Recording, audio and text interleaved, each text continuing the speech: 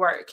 Yes, the shopping cart trick still works. Now, there are certain companies that you cannot do the shopping cart trick with anymore, or at least I'm not getting a pop-up, but yes, it still works. And I want you guys to make sure that you're carefully using this, because if you guys use it wrong, you guys may get a hard inquiry.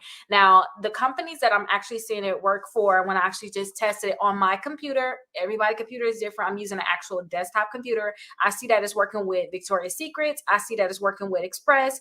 I see that it's working with Children's Place, and I was able to get the pop up with the Venus. I actually tried the Loft, the appliances connection. Maybe I have to use my laptop. Maybe I have to switch up, use my phone. I couldn't get it to work with them anymore. Overstock, I couldn't get it to work. The Camping World, that was a Visa.